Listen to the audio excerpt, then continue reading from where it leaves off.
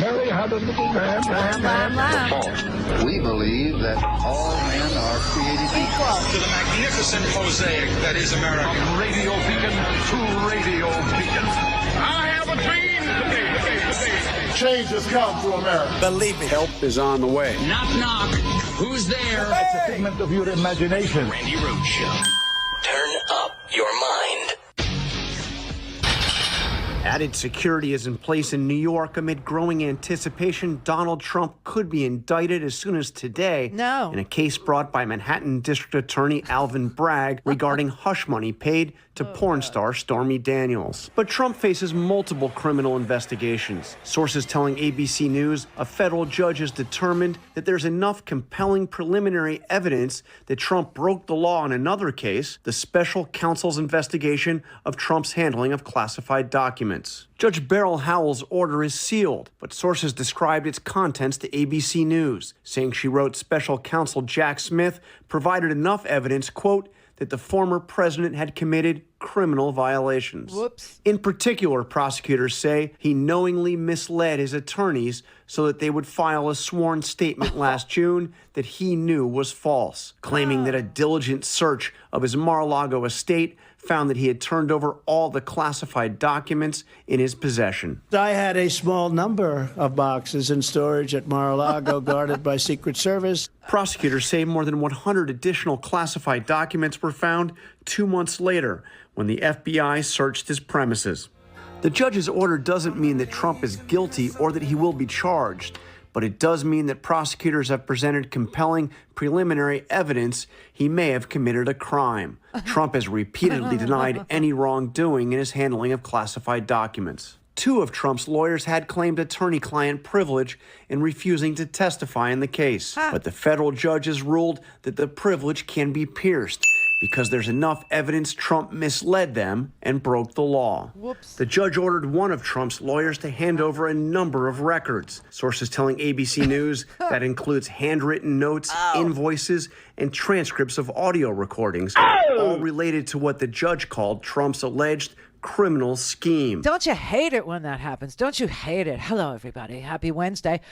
Breaking news, everybody. Not the CNN kind, but the real kind. The grand jury is not going to indict Donald Trump today because the grand jury is not going to meet today. Whoops.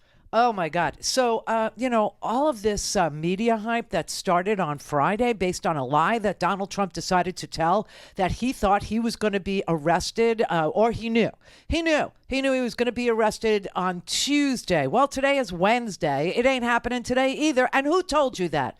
Who? That's right. Mwah. Kiss the chef. Kiss the cook, everybody. That would be me. Yeah, because obviously, the media is doing something that is it's such a disservice, okay, to this country, let alone its viewers, okay? I can't worry about, who chooses what outlet to get their news from, right? I wish I could, but I encourage you to get it from independent media. I encourage you to get your information from not-for-profits. I encourage you not to get your news from Newsmax or Faux News or Fox News, Val Moon away from what it does to the news, or One America's News Network or Getter or Rumble or any of those psychotic right-wing outlets. I encourage you not to do that. Also, don't get your news from Facebook or Twitter. Because what the media did is such a disservice to the United States of America in this way. Sun Tzu wrote the book, The Art of War. And the first rule is not to have one. Okay. The second rule is never to fight on your enemy's turf, on your enemy's territory. Okay? And this was Donald Trump building his battlefield. This was Donald Trump laying the ground for where he wanted to fight from. And he wanted to fight from a fake and false idea that he was going to be perp walked and that this was going to be, an invasion, like this was going to be, stormtroopers at his door that were going to arrest him. He was going to be arrested. And I couldn't wait to tell you on Monday that would never, ever be the case.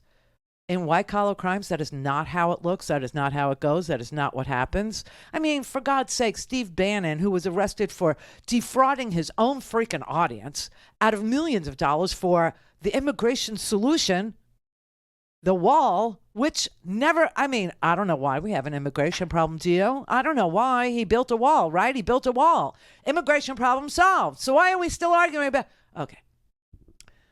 He was arrested, Bannon was, for that on a Chinese multi-billionaire's yacht parked off the coast of Connecticut by the U.S. Postal Service for committing wire fraud. See, honestly, people.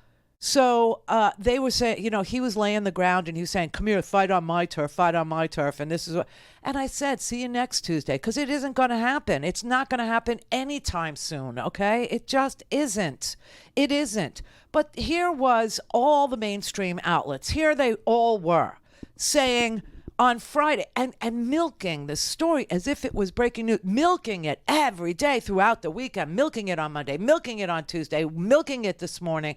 And it's not going to happen. Now, the next time the grand jury may, and here's the thing about grand juries, which you all know because you're smarter, and that is that even their schedules are secret.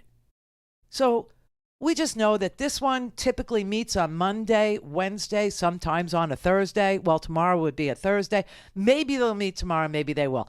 But you know what? What in the world do you think is going to change if they indict Donald Trump? Like nothing, except that we will know what he's being charged for. That's what will change.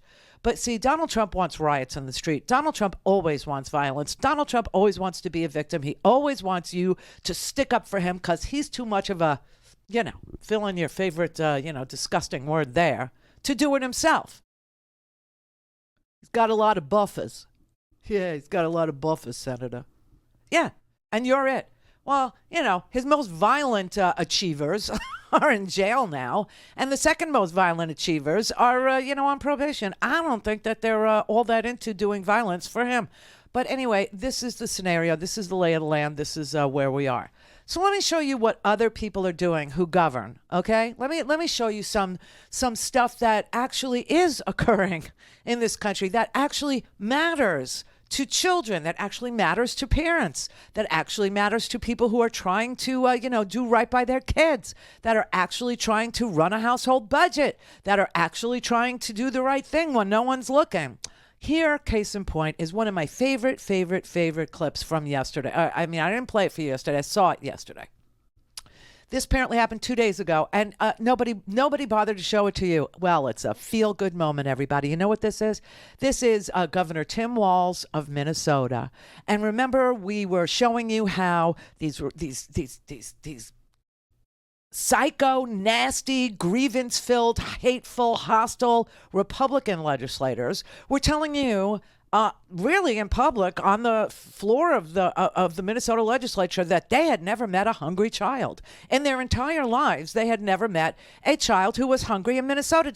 It never happened. It never crossed their path. They never saw it. They never experienced it. And they don't want to fund, free breakfast and lunch for all students, to take the shame away, the stigma away, and to make sure that parents who don't fill out the form for whatever reason don't deprive their children of a nutritious breakfast and lunch, and that Minnesota was going to do it. Well, it turns out they did. Yay! And Governor Tim Walz signed the school breakfast lunch bill for all children. Watch. It is now law.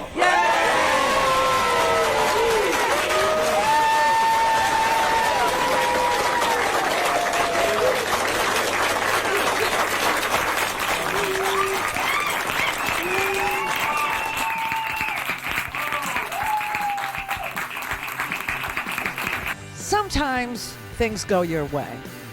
Sometimes things go the way of children. Sometimes people who say that they really do believe in life actually demonstrate that they do. Sometimes. The media doesn't really want to show you all this, but I did. I felt, compelled to show you. Also in Nebraska, there's some very serious legislating going on to protect parents and children. Yeah. Don't have time to listen to the live show? Want to hear more on your schedule? Go to randyrhodes.com and buy a stinking podcast.